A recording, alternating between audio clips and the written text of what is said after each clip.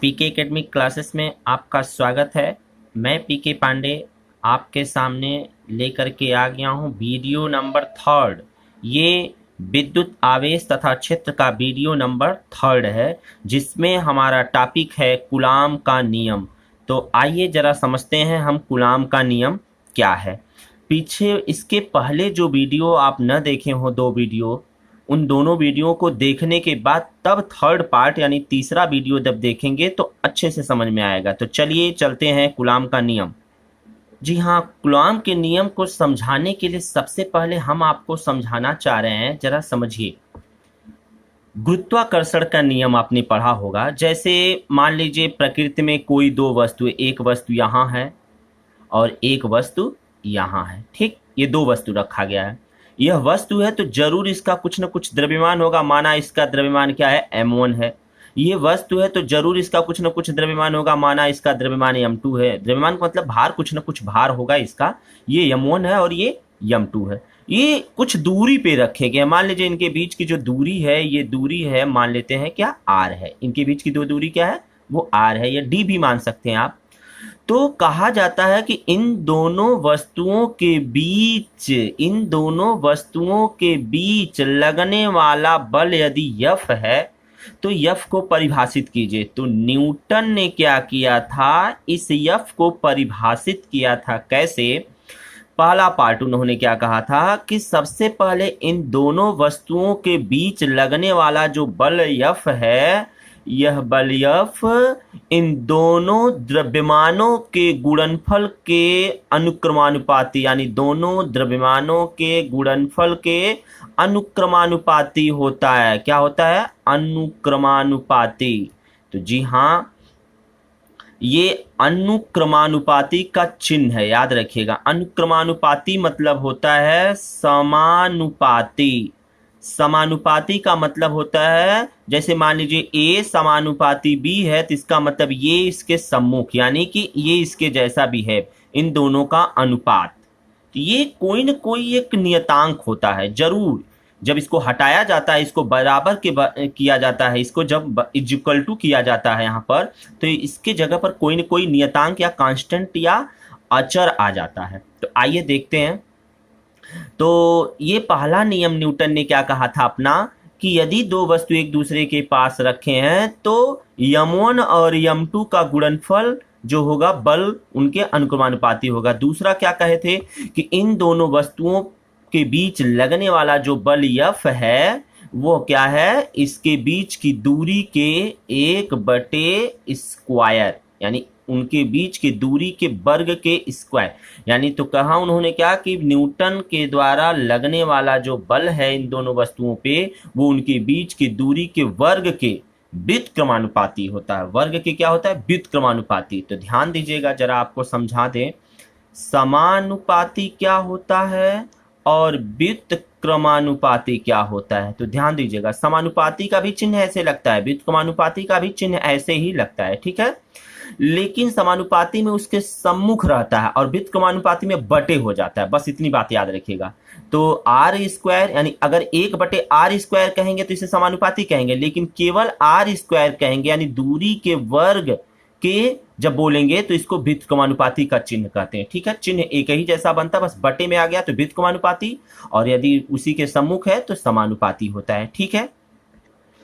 तब आते हैं, तो न्यूटन ने क्या कहा था कि दोनों वस्तुओं के बीच लगने वाला बल उनके द्रव्यमान के गुणनफल के बराबर समानुपाती होता है और उनके बीच की दूरी के वर्ग के व्युत्क्रमानुपाती होता है। तो क्या पता चला, F अनुक्रमानुपाती m1 इंटू m2/r²। और जब समानुपाती का चिन्ह हटाया जाता है तो F = G m1 into m2/r²। ये आप न्यूटन का गुरुत्वाकर्षण नियम पढ़े थे। क्या था, यहाँ पर एक पेड़ था, इसके नीचे वो बैठे हुए थे, एक सेब इनके बगल में गिरा। तो जब ये पृथ्वी पे की तरफ ये गिरा, जब ये सेब जो है, ये क्या है, पृथ्वी की तरफ यदि गिरा जब यहाँ, तो उन्होंने देखा कि पृथ्वी की तरफ ये क्यों आ रहा है। तो इसके रिस्पेक्ट में उन्होंने सोचा और सोच करके उन्होंने दिया कि पृथ्वी के द्वारा एक आकर्षण बल यानी गुरुत्वाकर्षण बल लगता है, उसको उन्होंने इससे डिफाइन किया। एकदम हूबहू इसी के जैसा हम यहाँ पर कूलाम के नियम को चल रहे हैं दिखाने।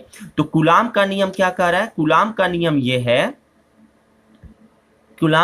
ये है कि मान लेते हैं हमारे पास कोई, क्योंकि कूलाम का नियम ये इलेक्ट्रिक में हम पढ़ रहे हैं, विद्युत में पढ़ रहे हैं, तो मान लेते हैं हमारे पास कोई एक आवेश यहाँ पर Q1 है और यहाँ पर कोई एक आवेश क्या है, Q2 है। दो आवेश को मैंने स्पेस में रखा है। इनके बीच की जो दूरी है वो मान लेते हैं क्या है, R है। इनके बीच की जो दूरी है वो क्या है, R है। ठीक है, तो कूलाम के नियम में क्या हो गया, कूलाम ने क्या कहा था कि जो नंबर फर्स्ट इनके बीच में लगने वाला जो बल F है ये समानुपाती होगा इन दोनों के गुणनफल के, यानी Q1 इंटू Q2। एकदम देखिए वही न्यूटन का नियम लग रहा है।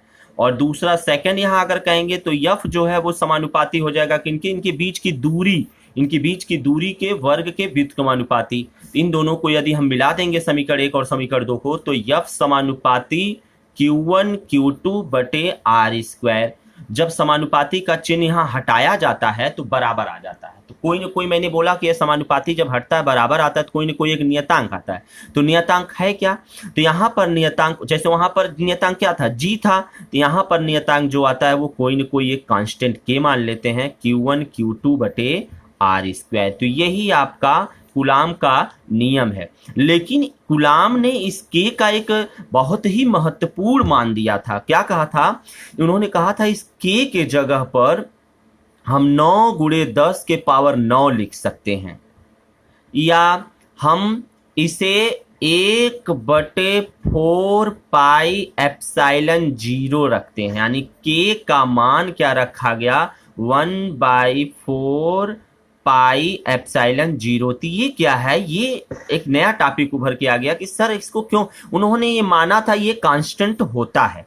कांस्टेंट अपने अनुसार जो थ्योरम देते हैं वो लोग अपने अनुसार मानते रहते हैं। तो कूलाम ने माना था कि यही होता है। तो ये 1/4 पाई, 4 का मतलब तो आप समझ ही रहे हैं अंक है, पाई का मतलब तो आप समझ ही रहे हैं ये अपरिमेय संख्या है, और एप्सिलॉन का मतलब आप समझ नहीं पा रहे हैं ये क्या है। तो जरा हम इसको समझाते हैं एप्सिलॉन क्या है। इसे कहते हैं एप्सिलॉन। क्या कहते हैं, एप्सिलॉन एक चिन्ह है, यह एक चिन्ह है, सिंबल है, जिसे हम क्या कहते हैं, एप्सिलॉन, जो इस विद्युत में प्रयोग हुआ था। और यहाँ 0 लगने का मतलब होता है एप्सिलॉन 0। क्या पढ़ते हैं, एप्सिलॉन 0, या इसे ही पढ़ते हैं एप्सिलॉन नॉट। क्या पढ़ते हैं, एप्सिलॉन नॉट। एप्सिलॉन नॉट का मतलब होता है कि वायु में, यानी कि, या इसे कह सकते हैं निर्वात में। तो मतलब क्या निर्वात में, कि ये दोनों आवेश जो है ये वायु में रखा गया है, यानी कि निर्वात में रखा गया है। अगर इसी आवेश को हम पानी में भी तो रख सकते हैं भाई, पानी में भी तो रख सकते हैं, यहाँ पर इसी को तेल में भी तो रख सकते हैं, इसी को बालू में भी तो रख सकते हैं, लेकिन कह रहा इसको हवा में रखा गया, यानी वायु में रखा गया, स्पेस में रखा गया है।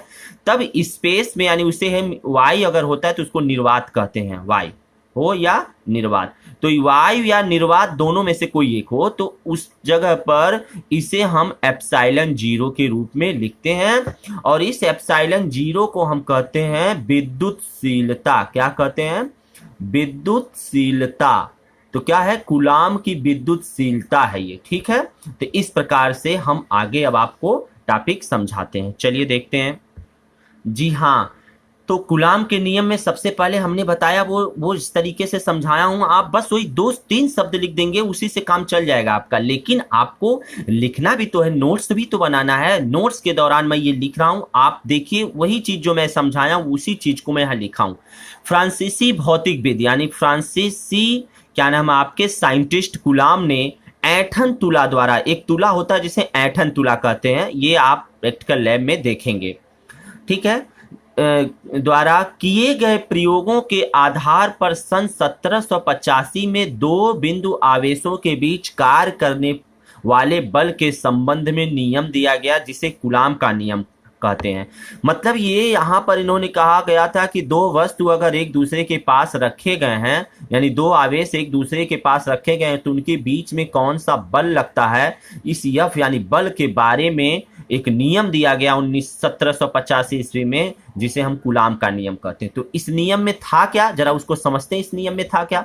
तो कहते हैं कि इस नियम में कूलाम ने क्या दिया था, कूलाम के नियमानुसार क्या उन्होंने बताया था कि दो स्थिर बिंदु आवेशों के बीच लगने वाला आकर्षण या प्रतिकर्षण बल, ये तो आपको पता नहीं है कौन सा बल लगेगा, चाहे आकर्षण हो चाहे प्रतिकर्षण बल, दोनों आवेशों के परिमाणों के गुणनफल के अनुक्रमानुपाती थी। ये देखिए Q1 और Q2 दो आवेश रखे हैं, इनका परिमाण यानी Q1 और Q2 का गुणनफल के अनुक्रमानुपाती, अनुक्रमानुपाती कहिए चाहे समानुपाती कहिए, देखिए यहां दिख रहा है, ठीक है, तथा उनके बीच की दूरी के वर्ग के व्युत्क्रमानुपाती, उनके बीच की दूरी क्या है, r है, तो इसके दूरी के व्युत्क्रमानुपाती यानी 1/r², देखिए व्युत्क्रमानुपाती आ गया, होता है। यह बल दोनों आवेशों को मिलाने वाले रेखा के अनुदिश, यानी यह बल जो है, ये जो दोनों रेखा मिलाया गया इसी के अनुदिश होता है, चाहे तो इस डायरेक्शन में होगा चाहे तो इस डायरेक्शन में होगा, ठीक है। तो आइए देखते हैं जरा उसको गणितीय रूप में देखते हैं। कहते हैं यदि दो बिंदु आवेश Q1 तथा Q2 एक दूसरे से r दूरी पर हों, Q1 तथा Q2 एक दूसरे से r दूरी पर हों, तो मध्य कार्यरत आकर्षण तथा प्रतिकर्षण बल क्या हो जाएगा? सबसे पहले फर्स्ट F समानुपाती हो जाएगा Q1 और Q2 के, F व्युत्क्रमानुपाती हो जाएगा r² के। तो अब समीकरण 1 तथा 2 से यदि हम देखते हैं तो कह सकते हैं कि F समानुपाती हो जाएगा Q1 Q2 बटे r²। समानुपाती का चिन्ह जब यहाँ देखिए हटाएंगे तो बराबर लाएंगे, तो बराबर लाने के लिए कोई ना कोई कांस्टेंट लाना पड़ेगा, तो यहाँ देखिए k कांस्टेंट लाया गया है। यहाँ k स्थिर विद्युत की नियतांक है अथवा k कूलाम का नियतांक कहते हैं, इसे कूलाम का नियतांक कहते हैं, क्योंकि कूलाम ने बताया था, आपसे कई बार ये बताया भी गया है कि हमेशा कांस्टेंट यानी कि जो नियतांक माना जाता है, जो वैज्ञानिक खोजते हैं वो अपने नाम पे ही देते हैं, मात्रक भी वो अपने नाम पे देते हैं। जैसे अगर देखा जाए कूलाम क्या थे, एमकेएस पद्धति में अगर के को कहा जाए तो माना गया था 9 × 10⁻⁹। ये आता कैसे है ये आगे देखेंगे। तो न्यूटन मीटर स्क्वायर कूलाम होता है, कैसे होता है जरा देखिए, newton Q1 Q2 newton metre square coulomb होता है, के का मान आगे चल करके हम देखेंगे, के को ही रहने दीजिए, इसको यहां भेजेंगे तो Fr² अब बटे Q1 Q2 हो जाएगा। अरे भाई यहां से देखिए k इज इक्वल टू इसका और इसका इसमें गुणा करेंगे तो हो जाएगा F गुणे r², और Q1 Q2 को जब इसके नीचे भेजेंगे तो हो जाएगा Q1 Q2, ठीक है। तो आप देख सकते हैं F मतलब न्यूटन, तो यहाँ देखिए न्यूटन है मात्रक, r मतलब मीटर, तो यहाँ देखिए मीटर स्क्वायर है, और नीचे क्या है Q1 Q2, Q1 मतलब आवेश, आवेश का मात्रक कूलाम होता है, आवेश का मात्रक कूलाम होता है, तो Q1 स्क्वायर हो जाएगा, यानी कूलाम का स्क्वायर हो जाएगा, तो न्यूटन मीटर स्क्वायर कूलाम होता है, ठीक है। आइए जरा अब अगला देखते हैं। यदि दोनों बिंदु आवेश y अथवा निर्वात में हो तो k का मान 1/4πε0 भी माना जाता, मैंने अभी बताया ना k को इतना और इतना भी मान सकते हैं, ठीक है, ये माना गया था, लिखा जा सकता है, जहां पर ε0 को निर्वात अथवा y की विद्युतशीलता कहते हैं। अभी मैंने आपको समझाया भी ये ε0, ठीक है, आगे अभी समझाएंगे, इसका डिटेल मैं आपको दूंगा आगे। अर्थात कह सकते हैं तो क्या रिजल्ट पता चला, इस k के जगह पर ये मान उठा के रखेंगे तो F इज इक्वल टू 1/4πε0 या ε0 Q1 Q2 बटे r²। तो यही कूलाम का नियम है, ठीक है, ये आप याद रखेंगे, ठीक, किस तरीके से हुआ है एक बार जरूर आप इसको अच्छे से देख लीजिएगा। अब आइए जरा देखते हैं यहाँ ε0 क्या है, ε0 क्या है, इसका मान होता 8.854 × 10⁻⁻12 कूलाम स्क्वायर प्रति न्यूटन मीटर स्क्वायर। ये मैं आपको आगे समझाऊंगा कि कैसे ये लगता है। तो आइए देखते हैं ε0 का मात्रक क्या होता है, बीमय सूत्र क्या होता है, आंकिक मान क्या होता है। एक नया मान आपको निकल के आया, एक नया ये नियतांक निकल के आया, ठीक। तो इसी नियतांक को हम अच्छे से समझेंगे। मुझे उम्मीद है कि कूलाम का नियम आप अच्छे से समझे होंगे। यदि समझ में ना आया हो तो 1-2 बार वीडियो पुश करके और 2-2 3-3 4-4 बार जितनी बार भी आप देखेंगे क्लियरनेस आपका बनता जाएगा। आइए ε0 यानी ε0 पढ़ते हैं अथवा इसे ε0 पढ़ा जाता है। एक अन्य मात्रक है, एक मात्रक है जिसे निर्वात का परावैद्युतांक कहते हैं या विद्युतशीलता कहते हैं। परावैद्युतांक या विद्युतशीलता दोनों का मतलब सेम है, यानी परमिटिविटी कहते हैं, ठीक।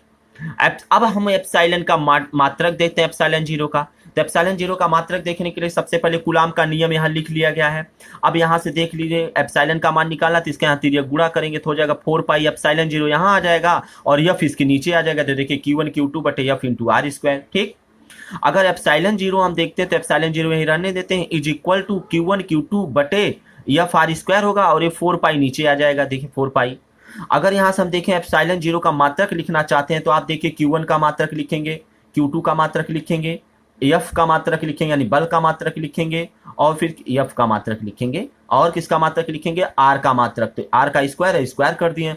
यही 1/4 पाई ये नियतांक है तो इसका मात्रक नहीं होता है, ठीक।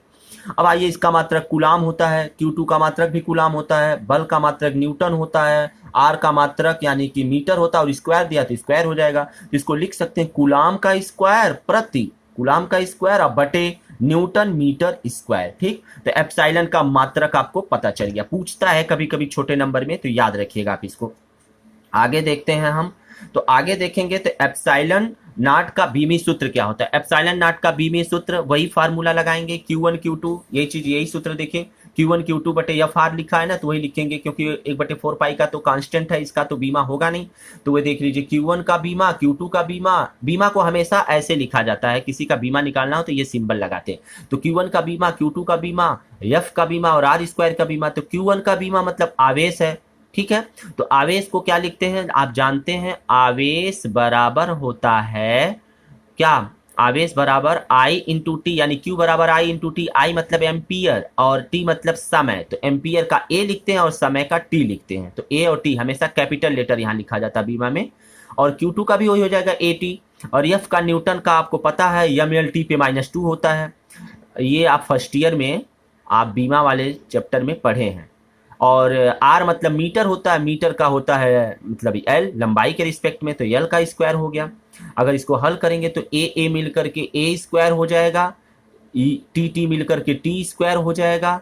उसके बाद यहाँ से देखिए टी के पावर -2 है, जब ऊपर जाएगा तो टी स्क्वायर यहाँ है, टी ये मिलकर के हो जाएगा टी के पावर 4। यम ऊपर जाएगा तो यम के पावर -1, क्योंकि यहाँ प्लस छिपा है, प्लस एक छिपा रहता है, जब ऊपर जाएगा तो -1 हो जाएगा। एल यहाँ देखिए 2 लिखा है, एक एल यहाँ है, तो यल और यह एल मिलकर के 2 यहाँ और 1 यहाँ, तो मिलकर के कितना हो जाएगा, 2 1 3। और जब ये ऊपर जाएगा तो क्या लिखते हैं, एल की पावर -3। हमेशा नीचे को ऊपर बनाने की, यानी कि हर को हमेशा अंश बनाने की कोशिश किया जाता है, ठीक। तो देख सकते हैं यम के पावर -1, एल के पावर -3, टी के पावर 4 और ए मिलकर के ए स्क्वायर हो गया। तो इस तरीके से यहाँ मैं हल नहीं किया हूँ, ये वीडियो लंबा हो जाएगा, इसीलिए इसको आप देख सकते हैं, आप खुद कैलकुलेशन कर सकते हैं, ठीक है। आगे चलते हैं। एप्सिलॉन जीरो का आंकिक मान यदि देखते हैं तो क्या होगा। एप्सिलॉन जीरो का आंकिक मान k = 1/4 पाई एप्सिलॉन जीरो, ये तो ऑलरेडी आपको पता है। और इसका मान बताया गया, k का मान ये होता है, और इसका मान भी बताया गया है कि 9 × 10⁹ newton metre square coulomb square, ठीक है। तो आप देख सकते हैं कि अगर इसको आप भूल जाइए, इसको तो आप देख सकते हैं यहाँ से ये आपका रिजल्ट आया। तो यहाँ से एप्सिलॉन जीरो को यहाँ भेज देंगे, इसको नीचे भेज देंगे, तो हो जाएगा एप्सिलॉन जीरो 1/4 पाई। आइए इसके नीचे आ जाएगा, अरे भाई इसको ऐसे लिख सकते हैं ना, 1/4 पाई एप्सिलॉन जीरो बराबर 9 × 10⁹। तो आप यहाँ से क्या करेंगे, एप्सिलॉन को यहाँ भेज दीजिए, यहाँ पर चला गया और ये टोटल उठ करके नीचे आ गया। तो ये देखिए 1/4 पाई × 10⁹ अब बराबर एप्सिलॉन जीरो, तो पलट दीजिए इसको, तो ये देखिए एप्सिलॉन जीरो इधर हो गया है। एप्सिलॉन जीरो 1/4 पाई × 10⁹। कैलकुलेशन आप करते रहिए, क्लियर होता रहेगा। 1/4 पाई, 4 इंटू पाई का मान 3.14 × 9 × 10⁹। इसको कैलकुलेशन को हल करेंगे तो आपका ये रिजल्ट आएगा। मैं हल नहीं किया हूँ, आप हल जरूर कर लीजिएगा। तो यहाँ से आपको मिल गया एप्सिलॉन जीरो का मान 8.854 × 10⁻12 कूलाम का स्क्वायर प्रति न्यूटन मीटर स्क्वायर। याद रखिएगा, ये याद करने वाली चीज है। नोट देखते हैं, निर्वात अथवा वायु की विद्युतशीलता को एप्सिलॉन जीरो कहते हैं। माध्यम यदि कोई दिया, जैसे पानी दिया हो, तेल दिया हो, कुछ भी इस तरीके से दूध दिया हो, माध्यम कुछ दिया हो, तो उसमें निरपेक्ष की विद्युतशीलता कितनी होती है, एप्सिलॉन। नॉट नहीं होता, जीरो नहीं होता, बस एप्सिलॉन होता। अब इन्हीं के बीच में हमको संबंध पढ़ना है कि क्या होता है, ठीक है। निरपेक्ष तो पढ़े, अब हमको पढ़ना है आपेक्षिक विद्युतशीलता क्या होती है, ठीक है, इन दोनों का अनुपात। तो हम थोड़ा वीडियो अब तेज करने वाले हैं, तो अब आप समझ गए होंगे, जल्दी से जल्द इसको समझिए। जी हाँ, आपेक्षिक विद्युतशीलता या परावैद्युतांक क्या होता है, तो जल्दी से समझते हैं। यदि Q1 और Q2 निर्वात में R दूरी पे रखे गए तो उनके मध्य लगने वाला बल, ये फार्मूला आपको पता है, 1/4πε0 Q1 Q2 बटे आर स्क्वायर कूलाम के नियम से। क्योंकि वायु में है निर्वात में, इसलिए यहाँ वाई लिख दिया हूँ। यदि Q1 Q2 माध्यम आर में दूरी पर है तब इनके बीच के लगने वाला बल, अरे यही Q1 है, ये Q2, इनके बीच आर दूरी पे है, ये Q1 है, Q2 आर दूरी पे। तो वही चीज माध्यम में यदि पानी में वायु में रखा हो तो ये समीकरण 1 बनता है, अगर पानी में रखा हो तो समीकरण नंबर 2 बनता है। ठीक है, जहां पर ε0 निर्वात की विद्युतशीलता है। तो F माध्यम बराबर 1/4πε। यहाँ देखिए ε0 किए हैं, निर्वात है तो यहाँ पर ε0 किए हैं, लेकिन माध्यम में है तो ε0 नहीं बल्कि एप्सिलॉन ही करेंगे, क्योंकि आपने अभी यहाँ देखा है कि निर्वात में है तो ε0 है, माध्यम में है तो केवल एप्सिलॉन है। ठीक है, तो अब हमें वही चीज रखे हैं समीकरण 2। समीकरण 2 में समीकरण 1 से भाग दे दीजिए, 2 में 1 से, तो F माध्यम बटे F वाई, F माध्यम यानी F मीडियम बटे वाई, वाई को लिखते नहीं है तो ऐसे रहने देते हैं, बराबर इसका मान ऊपर रखेंगे, इसका मान नीचे रखेंगे, तो ये देखिए इससे कट जाएगा, 4π से 4π कट जाएगा, तो 1/ε बचेगा, यहाँ पर 1/ε0 बचेगा, ये जब ऊपर जाएगा ये यहाँ रह जाएगा, तो ε0 ऊपर आ जाएगा, ये नीचे आ जाएगा, तो देखने में आ जाएगा F/F medium is equal to ε/ε0। ये एक रिजल्ट प्राप्त हुआ आपको। तो यहाँ से क्या पता चला, यहाँ से आप देख सकते हैं इसको ढक करके, तो कह सकते हैं एप्सिलॉन बटे एप्सिलॉन, ये माध्यम में है ये वायु में है, तो माध्यम की विद्युतशीलता बटे निर्वात की विद्युतशीलता बराबर आपेक्षिक विद्युतशीलता या परावैद्युतांक। यानी आपेक्षिक विद्युतशीलता क्या होती है, माध्यम की विद्युतशीलता और बटे निर्वात की विद्युत, यानी एप्सिलॉन बटे ε0 को हम नया नाम देते हैं आपेक्षिक विद्युतशीलता। विद्युतशीलता यानी एप्सिलॉन ही रहेगा, लेकिन आपेक्षिक को इंग्लिश में कहते हैं रिलेटिविस्टिक। देखिए लिखा है रिलेटिव, तो रिलेटिव दैट्स मींस इसको हम क्या लिख सकते हैं आर, तो इसलिए इस एप्सिलॉन आर लिख दिए। तो यहाँ से आपको पता चलेगा, अगर एप्सिलॉन का मान निकालेंगे तिर्यक गुणा करेंगे, यहाँ पर तिर्यक गुणा ऐसे, तो हो जाएगा epsilon is equal to ε0 epsilon R. ठीक है, ये रिजल्ट मिल गया। अतः एफएम यानी कि माध्यम में बल जो है 1/4πε, ये देख सकते हैं ये एफएम है, यहाँ पर एप्सिलॉन की जगह पर आप मान उठा करके रख दीजिए, तो एप्सिलॉन का मान कितना, ε0 एप्सिलॉन आप यहाँ रखेंगे तो हो जाएगा 1/4πε0 into epsilon R Q1 Q2 बटे आर स्क्वायर। तो यहाँ से क्या पता चला, F is equal to Q1 Q2 बटे आर स्क्वायर 1/4πε0 को मिला करके F बन जाएगा, आई बटे एप्सिलॉन आर बचेगा केवल यहाँ, तो बचे। ये आपको रिजल्ट प्राप्त हुआ।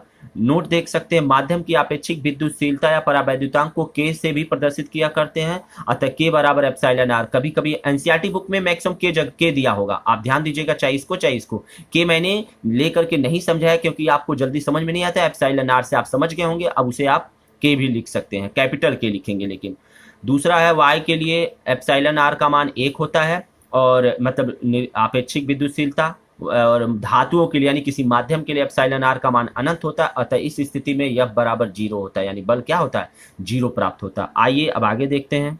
जी हाँ, अब हमारा टॉपिक है कूलाम के नियम का सदिश निरूपण। कूलाम के नियम को तो आप समझ गए, अब उसका सदिश निरूपण क्या होता है, तो सबसे पहले हम आपको जरा समझा दें ये सदिश क्या होता है। सदिश के बारे में जरा हम जानेंगे, तो आइए देखते हैं सदिश क्या होता है।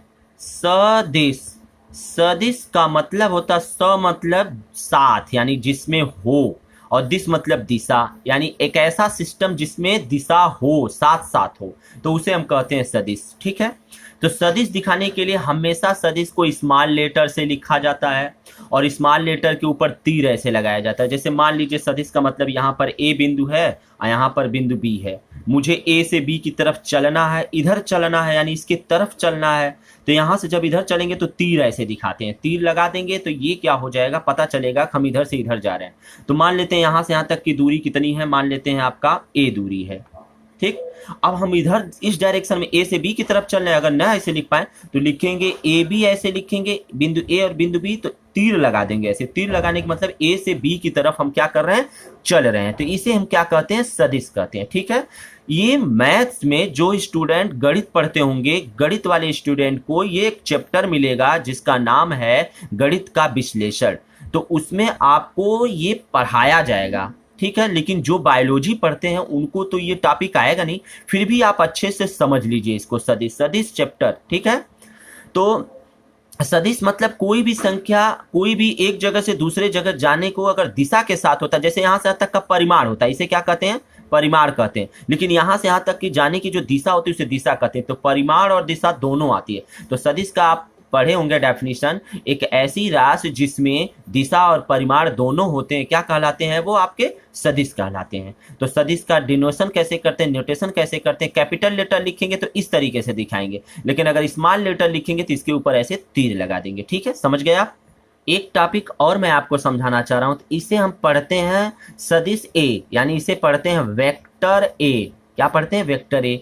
तो आइए जरा समझते हैं वेक्टर। मान लीजिए ये आपका एक्स अक्ष है, ये आपका क्या है, वाई अक्ष है, ये आपका वाई अक्ष है, एक्स अक्ष और वाई अक्ष है। तो एक्स अक्ष पे चला गया डायरेक्शन में, अगर मान लीजिए यहां से यहां तक का, यहां तक दिशा है थोड़ा सा एकांक दिशा, क्या बोलते हैं, एकांक दिशा यदि पूछे, यानी एकांक सदिश आपसे पूछे, सिंपल सी बात। तो जब एकांक सदिश पूछता है तो मान लीजिए यहां से यहां तक का चला है ए, यहां से यहां तक का दिशा जो है बी है, तो वेक्टर लगा है। लेकिन जब एकांक पूछेगा तो इसी ए वेक्टर को एकांक में बदलने के लिए इसी के ऊपर ऐसे लगा दिया जाता है। इसे हम क्या पढ़ते हैं, कैप पढ़ते हैं। क्या पढ़ते हैं, कैप पढ़ते हैं। तो इसे हम पढ़ेंगे ए कैप। तो अगर इसमें इस दिशा में चला गया, एकांक सदिश पूछता है तो उसको कहेंगे ए कैप। इस दिशा में चले गए को, इस दिशा में चले गए को क्या कहते हैं, बी को ऊपर अगर ऐसे लगा दिए तो बी कैप, यानी बी इस दिशा में चले गए, यूनिट वेक्टर बी कैप है। ठीक है, तो आगे हम इसी प्रोसेस को आपको समझाएंगे। चलिए देखते हैं। देखा जाए तो कूलाम का सदिश निरूपण कैसे होता है। मान लीजिए एक्स अक्ष और वाई अक्ष है, यहाँ पर कोई एक मान लेते हैं आवेश Q1 है, यहाँ पर एक कोई आवेश Q2 है। ठीक है, तो माना निर्वात में R दूरी पर स्थित दो बिंदु आवेश Q1 तथा Q2, इन दोनों के बीच की दूरी R है, के लिए मूल बिंदु से O के सापेक्ष स्थित सदिश। एक नया टॉपिक आपके सामने आ गया, स्थित सदिश। तो पहले स्थित सदिश को हम अच्छे से समझा लेते हैं, तब फिर हम वीडियो को आगे फॉरवर्ड करते हैं। तो आइए जरा समझते हैं स्थित सदिश क्या होती है, स्थिति सदिश। ठीक है, स्थित सदिश इंग्लिश में इसको कहते हैं पोजीशन वेक्टर। क्या कहते हैं, पोजीशन वेक्टर। तो पोजीशन वेक्टर ये मैथ्स में, सब आपको मैथ्स में मिलेगा। ठीक है, सदिश वाले चैप्टर में, लेकिन बायोलॉजी के लिए मैं समझा रहा हूँ, जो स्टूडेंट बायोलॉजी पढ़ते हैं उनको भी तो समझना है ना। तो ध्यान दीजिएगा, स्थित सदिश क्या, मान लेते हैं यहाँ पर कोई आपका एक बिंदु है ए, क्या है, मान लेते हैं कोई बिंदु आपके पास पी है। तो मैं पूछूं ये बिंदु है कहाँ, बिंदु है कहाँ, यानी स्थित कहाँ है ये। तो आप कहेंगे सर यहाँ से इतनी दूरी पे है, यहाँ से इतनी दूरी पे है, सर यहाँ से इतनी दूरी पे है, इस डायरेक्शन से इतनी दूरी पे है, तब इसका पोजीशन बता पाएंगे। तो कहा जाता है जब भी इसका पोजीशन बताना हो तो इसके सापेक्ष कोई ना कोई एक बिंदु अपने मन से मान लीजिए, मान लीजिए क्या है ओ, तो जिसको हम क्या कहते हैं, मूल बिंदु। क्या कहते हैं, मूल बिंदु। अपने मन से कोई ना कोई बिंदु मान लीजिए। अब इस मूल बिंदु से इसकी दूरी ऐसे ले लीजिए। ठीक, यानी मूल बिंदु की तरफ जा रहे हैं, तो यानी मूल बिंदु से इस डायरेक्शन में जा रहे हैं। यानी मूल बिंदु ये क्या है, ओ है, ये क्या है, पी है, तो लिखेंगे ओ और पी। तो ओ से पी की तरफ जा रहे हैं, तीर ऐसे लगा देंगे। तो कहते क्या है, इस पी की स्थिति अगर मुझे चाहिए तो एक मूल बिंदु चाहिए, लेकिन सदिश के रूप में पूछ रहा है, तो कहेंगे इस पी की स्थित सदिश यदि मुझे चाहिए, यानी किसी बिंदु की स्थित सदिश मुझे चाहिए, तो किसी मूल बिंदु से उसी की डायरेक्शन में चली गई दूरी। तो कह सकते हैं पी की स्थिति सदिश किसी मूल बिंदु ओ से ओपी होती है। तो इसी ओपी को ही हम क्या कहते हैं, स्थित सदिश बोलते हैं। क्या बोलते हैं, स्थित सदिश या स्थिति सदिश बोलते हैं, पोजीशन वेक्टर ओपी। तो ध्यान दीजिएगा, जो पूछता है वो बाद में है, देखिए यहाँ पर, ठीक है ना। और जो नहीं पूछता है ओरिजिन हमेशा। मान लीजिए कोई बिंदु ए है, कहे इसका पोजीशन वेक्टर क्या होगा, तो सीधे कहिए ओ ए वेक्टर। ठीक, मान लीजिए कोई बिंदु बी है, इसका पोजीशन वेक्टर पे सीधे कहिए ओ बी वेक्टर। ठीक है ना, ये पोजीशन वेक्टर है। जब भी किसी बिंदु का अगर पोजीशन वेक्टर पूछता है तो आप उसके साथ ओ लगा करके तीर बना दीजिए ऐसे, तो इसे कहते हैं पोजीशन वेक्टर ओबी। जैसे मान लीजिए कोई बिंदु पी है, क्या है इसका पोजीशन वेक्टर क्या होगा, तो तुरंत लिखेंगे ओपी। ठीक है ना। तो आपसे इससे क्या पता चला कि ये जब भी किसी का पोजीशन वेक्टर पूछता है तो उसके सापेक्ष मूल बिंदु होना चाहिए। इसको जरा ऐसे समझते हैं कि मान लीजिए ये पी बिंदु है, मूल बिंदु यहाँ ओ है, तो ओ का मतलब ऐसे नहीं खींचेंगे, ये आपका एक्स अक्ष है और ये आपका क्या है, वाई अक्ष है। ये आपका क्या हो गया, मूल बिंदु हो गया, जिसे ओ कहते हैं। अरे हाई स्कूल में तो आप मैथ्स पढ़े होंगे बायो वाले, तो आपको क्लियर हो जाएगा ये मूल बिंदु। तो यहां से इसकी ये डिस्टेंस पूछ रहा है, ये दूरी, तो इसकी स्थिति, तो आप क्या कहते हैं, यहां से इतनी दूरी पे स्थित है, ये यहां से इतनी दूरी पे स्थित है, पोजीशन तो इसका बता ही दिया, आप स्थिति बता ही दिए, वही चीज यहां समझना हमको। तो अब जरा हम समझते हैं कि मान लीजिए ओ से पी तक पूछता है, तो इस फैक्ट को हम कैसे समझते हैं, आइए चलिए देखते हैं। मान लीजिए दो बिंदु दिया है, एक बिंदु दिया है ए और दूसरा बिंदु दिया है बी, कह रहा है इन दोनों की स्थिति सदिश बताइए। तो ए और बी की स्थिति सदिश बताइए, तो ए और बी की स्थिति सदिश यानी ऐसे दिखाएंगे ए और बी की स्थिति सदिश, तो लिखेंगे वेक्टर ए बी, ये ए बी की स्थिति सदिश है।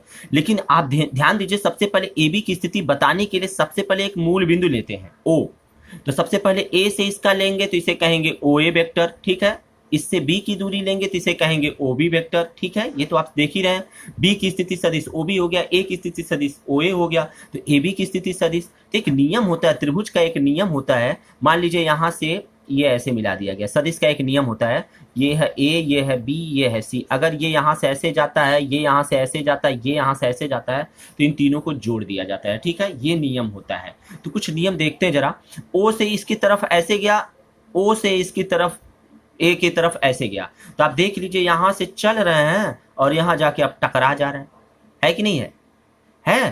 तो इसका मतलब ऐसे देख लीजिए, यहां से ओ से इसके तरफ चलिए, फिर यहां से इसके तरफ आइए, फिर यहां से इसका, तो देखिए लिखते हैं त्रिभुज का नियम क्या कहता है, ओ ए वेक्टर को प्लस कर दिए, ए बी वेक्टर को प्लस कर दिए, और यहां देखिए ये तीर इधर जा रहा है, ये तीर इधर आ रहा है, लेकिन ये यहां आने के बाद देखिए तीर टकरा गया, टकरा गया यानी इसको उल्टा हो गया, तो ये क्या हो गया, टकरा गया यानी ओ, तो दिस, तो लिखेंगे माइनस, माइनस लग जाएगा क्योंकि उल्टा देखिए हो गया, तो लिखेंगे ओ बी वेक्टर, और दिस इज इक्वल टू क्या कर देंगे, जीरो, क्योंकि ये नियम होता है त्रिभुज के तीनों को जोड़ करके जीरो के बराबर करते हैं, यही होता है त्रिभुज का नियम, ये सदिश में ही पढ़ाया जाएगा, तो आप बस साधारण तरीके से समझिए। हाई माइनस इसको उधर भेज दीजिए, तो हो जाएगा O A vector plus A B vector is equal to O B vector. अब ए बी का मान पूछ रहा है तो ए बी को ही रहने दीजिए, तो A B vector is equal to O B vector minus O A vector, ठीक। ये देखिए आपको एक रिजल्ट मिल गया, क्या मिल गया, A B vector is equal to O B vector minus O A vector. तो आपको क्या पता चल गया कि जो यहां लिखा है उसका स्थिति सदिश पहले लिखा गया है, और जो पहले लिखा गया उसका स्थिति सदिश बाद में लिखा गया, देख रहे हैं कि नहीं देख रहे हैं, तो लिख सकते हैं vector O B minus vector O A, clear हो गया बात। यानी ए बी की स्थिति सदिश यदि पूछता है तो पहले बी का निकालते हैं फिर ए का निकालते हैं। जैसे मान लीजिए मैंने आपको दे दिया पी ए का स्थिति सदिश, क्या होगा, तो सबसे पहले ए का निकालेंगे, तो ओ ए का स्थिति सदिश माइनस ओपी का स्थिति सदिश, क्लियर हो गया।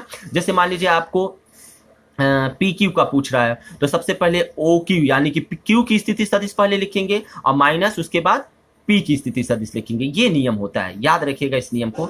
इसी नियम को हम फॉलो करके यहां देखते हैं हमारा टॉपिक क्या है। मान लेते हैं हमारे पास एक बिंदु क्या है, Q1 है, एक बिंदु क्या है, Q2 है, दोनों मूल बिंदु से सबसे पहले स्थिति यानी स्थिति सदिश बताने के लिए मूल बिंदु से, तो माना मूल बिंदु से यह हो गया ओ Q1, ये हो गया ओ Q2, तो यहां से यहां तक की दूरी को मान लेते हैं R1 वेक्टर, क्योंकि भाई इस डायरेक्शन में जाता है तो वेक्टर लगाते हैं R1 वेक्टर। यहां से यहां तक की दूरी को अगर R2 मानते हैं तो इसे लिखेंगे R2 वेक्टर, क्योंकि इस डायरेक्शन में जा रहा है, और इनके बीच में तो आप जान ही रहे हैं R है। तो ध्यान दीजिए जरा, R को दो भागों में बांटा गया है, यदि Q1 से Q2 की तरफ अगर हम रिजल्ट देखेंगे तो उसे बोलेंगे R21 कैप, और अगर Q2 से Q1 की तरफ बोलेंगे तो उसे बोलेंगे, क्योंकि Q2 से 1 की तरफ जा रहा है तो इसे लिखेंगे R12 कैप, ठीक है ना, इस डायरेक्शन में। इसी चीज को हम यहां दिखाना चाह रहे हैं। तो स्थिति सदिश R1 तथा R2 दिया है, ठीक है। तो अब हम क्या करेंगे, यहां पर देखने में आ रहा होगा है, चित्र में देखने में आपको आ गया कि Q1 के सापेक्ष Q2 की स्थिति सदिश, यानी Q1 के सापेक्ष Q2 की स्थिति सदिश क्या है, R21, तो वही लिखा है, स्थिति सदिश क्या हो जाएगा, R21 हो गया। तथा इसकी दिशा में एकांक सदिश, अभी मैंने बताया जो वेक्टर दिया था कैप लगा दीजिए, उसके ऊपर ऐसे कैप लगा दीजिए, एकांक हो गया, तो इसका एकांक वेक्टर क्या हो गया, R21 हो गया। इसी प्रकार से Q2 का यदि पूछता है Q1 के सापेक्ष, Q2 का Q1 के सापेक्ष, तो कह सकते हैं Q2 के सापेक्ष Q1 की स्थिति सदिश R12 करते हैं, ठीक है, मैंने बताया कि जो बाद में रहता है उसे पहले करते हैं, जो पहले रहता है उसे बाद में करते हैं। तो वही देखिए किया, यहाँ 1 था तो 1 पहले हो गया, 2 है तो 2 बाद में। यहाँ देखिए 2 पहले 1 है, फिर 2 है तो 2 है तो 2 देखिए यहाँ पहले लिखा गया, 1 बाद में है, वही चीजें। तो कह रहा है R21 तथा इसकी दिशा में एकांक सदिश R12 कैप है। एकांक सदिश को बताया है कि कैप से लिखते हैं, अतः हम कह सकते हैं कि अगर देखें किसका, इस R21 का रिजल्ट पूछता है तो R21 बराबर मैंने बोला था जो यहाँ पहले लिखता है, देखिए वेक्टर R2 माइनस R1, देखिए R1 माइनस R2 लिख सकते हैं, ये R2 माइनस R1 लिखा है, और यहाँ R2 माइनस R1 लिखा है तो इसे भी R2 माइनस R1 भी लिख सकते हैं, ठीक है ना, ऐसे भी लिख सकते हैं, ऐसे भी लिख सकते हैं। यहाँ पर हर जगह नहीं, गणित में ऐसा नहीं होगा, बस यहीं पर हो रहा है। आप कहेंगे सर 2 1 है, 1 पहले होना चाहिए, 2 बाद में होना चाहिए, लेकिन यहाँ पर 2 पहले है, तो कोई बात नहीं है, जैसा दिया है ये फिजिक्स के लिए ऐसा अप्लाई कर सकते हैं। आइए अब अगला देखते हैं। अब सदिश रूप में कूलाम का नियम यदि हमको जानना है तो आइए Q2 तथा Q1 पर आरोपित बल कितना होगा, इस Q1 पर बल कितना आरोपित होगा और Q2 पे बल कितना आरोपित होगा। तो Q2 द्वारा Q1 पर आरोपित बल, तो Q2 द्वारा Q1 पर, यानी Q2 द्वारा Q1 पर आरोपित बल कितना हो जाएगा, यानी इस पर, तो पहले हम लिखेंगे F1 क्योंकि पहले इस पे अप्लाई हो रहा है ना, Q2 द्वारा Q1 पर, यानी कि ये Q1 है और ये Q2 है, तो इसके द्वारा इस पर, तो हमको इसी से लेना है ना, तो वही लिखा है बल F12 बराबर हो जाएगा वही formula 1/4 pi epsilon 0 Q1 Q2 बटे R स्क्वायर। R के जगह पर आप देख सकते हैं कि यहाँ पर ये R है, तो R के जगह पर देख सकते हैं कि इसके लिए R12 दिया है, क्या दिया है, R12 दिया है। देखिए तो R12 वेक्टर का स्क्वायर इंटू, जब सदिश के रूप में लिखते हैं तो वो उसी का एकांक वेक्टर जरूर लिखते हैं, तो R12 कैप हो गया। तो इसको लिखेंगे 1/4 पाई एप्सिलॉन 0। जरा समझ लेते हैं, आपको समझा दूं मैं, जब भी किसी को समझना हो, जैसे इस यहां पर मैं आपको समझा दूं, जब भी मान लीजिए ऐसे लिखा है वेक्टर, अगर इसको मॉड लगा दी, इसको मॉड कहते हैं, तो जो ही मॉड लगाएंगे तुरंत ये क्या होगा, खत्म हो जाएगा, वेक्टर हट जाएगा, तुरंत ये आ जाएगा। ये बात आप याद रखिएगा।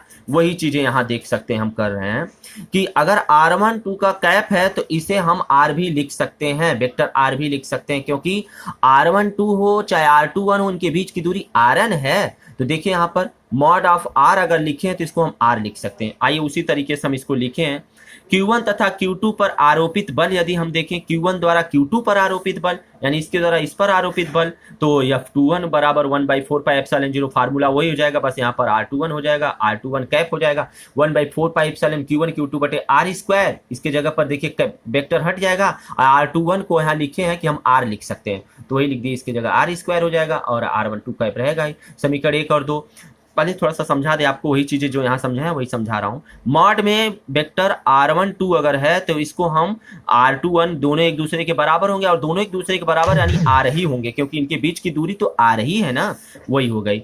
अब हम क्या कर रहे हैं, चूंकि एक नियम होता है, एक फार्मूला होता है कि यदि कोई वेक्टर दिया हो ए कैप और इसका यूनिट एकांक वेक्टर यदि पूछता है तो फार्मूला होता है एकांक vector is equal to vector का कैप बटे मॉड में वेक्टर कैप। ये ध्यान दीजिएगा।